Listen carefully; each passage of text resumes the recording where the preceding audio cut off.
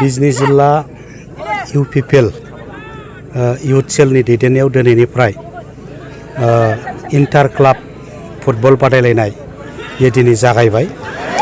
बेवहाय 50,000 आरो 30,000 जों लोगोसे ट्रफी बे बादायलायनायाव देरहासार आरो रानार आपफोरनो होनाय जागोन।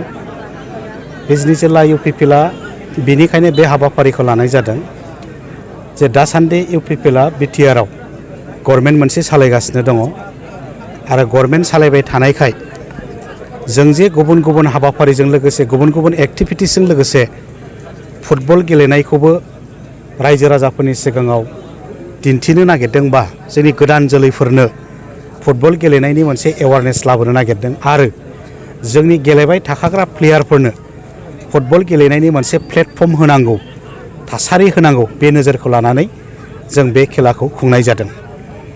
मानसिफ्रा समाजाव जोनोम जायो, जोनोम जानाय लोगो लोगो गाव गावबागाव खामानियाव बेस्थ' जायो। सोरबा साख्रि मावो, सोरबा बेफार खालामो, सोरबा आबाद मावो, माबा मोनसे मावनानै थांनानै थायो।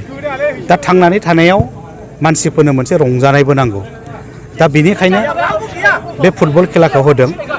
बिदि होननानै फुटबल खेलाया खालि रंजानायनि मोनसे खेलाल' नङा, रंजानायजों लोगोसे इन्टारटेनमेन्टजों लोगोसे बे खेलाया दिनैहाय मानसिफोरनि मोनसे फिजिकेल एक्सारसाइज, देहाखौ राफोद लाखिनायनि मोनसे बाहागो आरो बेजों लोगोसे दिनै फुटबला मोजां गेलेग्राफोरनि थाखाय थांनानै थानायनि मोनसे राहा जाबाय। इन्टारनेशनेल प्लेयार बा नेशनेल प्लेयार बा मोजां क्लाबाव गेलेग्रा प्लेयारफ्रा दिनै गुबुन गुबुन बिफान, police department, army department, FCI department, railway department, गोबां डिपार्टमेन्टआव साख्रि मोनबाय, गभर्नमेन्टनि साख्रि मोनबाय खेला गेलेनायजों लोगोसे।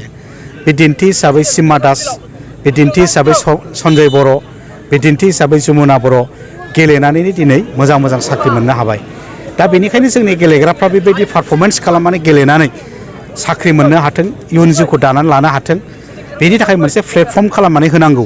आरो बेखायनो UPPLआ, बिजनी जिल्ला UPPLआ UPPL काप नाम होनानै बे खेलाखौ खुंनाय जादों। आरो इयुन जोलैफ्राबो खेला गेलेनो, फुटबल गेलेनो जाहाथे आवगायबोयो।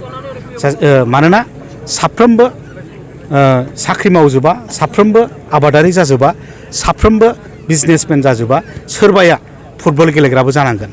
बेनिखायनो इयुन जोलैफ्राबो फुटबल गेलेनायनि फारसे आवगायबोयो। बे गोथौ थांखिफोरखौ लानानै दिनै बिजनी जिल्ला UPPLआ बे खेलाखौ खुंनाय जादों। आसा खालामो जोंनि रायजो राजाफ्रा लैहोर लैहोर फैनानै बे खेलाखौ नायफैगोन, रंजाफैगोन आरो जोंनि खेलाया जाफुंसारगोन आरो बयखौबो 7 साननि थाखाय बेयाव माने UPPL काप होननाय मोनसे ट्रफि बल खेला जागासिनो दं। बिनि गेजेरजों आं मोनसे बुस्थुखौ रोखायै बुंनो हागोन जे दिनै जे सारा बिटिआरआव जोंनि गेजेराव जे गोजोना फैबाय, सान्थिया फैबाय, बे मोनसे फोरमान जादों। मानो फोरमान जादों होनोब्ला जोंनि गेजेराव गेजेर समावहाय दावराव दावसि आरो कर'नानि मोननैबो दिगनि थाखाय जोंनियाव गेलेनो माने मोजां मोनग्रा मानसिफ्रा बे गेलेनो मोनाखैमोन, गेलेनायनि सुबिदाखौ मोनाखैमोन। आथिखालाव बिटिआरनि चिफ मानगोनां प्रमद बर'नि दैदेननाय आरो सान्थि सक्तिनि उनावहाय जोंनियाव बिभिन्न दिगावहाय माने पारफरमेन्स देखायनो थाखाय मोनसे सुबिदा मोनदों। थिग बेबायदिनो दिनैहाय UPPL हान्जाया खालि राजखान्थिनि नामाव जों राजखान्थि खालामाखै, राजखान्थिजों लोगोसे बिभिन्न समाजनि माने दावगानांगौनि खेथ्रआव, आबादनि खेथ्रआव बुं, शिक्षानि खेथ्रआवनो बुं, गेलेनायनि खेथ्रआवनो बुं, बिभिन्न दिगाव जोङो दिनै आगबाग लादों आरो आगबाग लानांगौनि गोनांथि दं। मानोना सान्थि फैबाय, सान्थि फैनाय लोगो लोगो पारफरमेन्सखौ देखायथारनांगौनि सार्थआव जोङो दिनैहाय बिभिन्न दिगाव खामानि मावगासिनो दं। जोबोद गोजोननाय जादों। नैबे हिसाबै मा बुङो? ना बिथांमोननिसिमथ' रोजा रोजा साबायखर थागोन। बेनो जोंनि गेजेराव सान्थि फैबाय, जोंनि गेजेराव मोजां पारफरमेन्स फैबाय होननाया बिसब बेनो। खारन जुदि बेबायदि जोंनि गेलेनायखौ जुदि जोंनि जायगायाव मोजां जे सन्मान होआमोनब्ला, मोजां जायगा होआमोनब्ला हयथ' जोंनि बेबायदि प्लेयार्स ओंखारनाय नङामोन। दिनैहाय माने जोंहा हरिचरननि खोथाखौ बुं, दुर्गा बर' खोथाखौ बुं, आरो मोनसे खोथाखौ जों बुंथारनांगोन दिनै जाय हिमा दासना दिनैहाय गेलेनायनि गेजेरजों मोनसे मोजां डिग्रि लानानै मोजां पजिसननि मोनसे साख्रि मावनो हाबाय। गतिके बे गेलेनानैबो जे मोनसे मोजां बिबान, मोजां जब मोननो हायो मोनसे भारतनि सनमान मोनसे बिबान लानो हायो बे रोखा जादों आं बेखायनो दिनैनि जोंनि स्पेसियेलि बिटिआर ओनसोलनि फंबायफ्रा गेलेनायाव जे गोसो दं बे बुस्थुआ दिनै बेरखांदों मानोना गोबां फंबायफ्रा दिनैहाय गावनि आथिंनि जादुखौ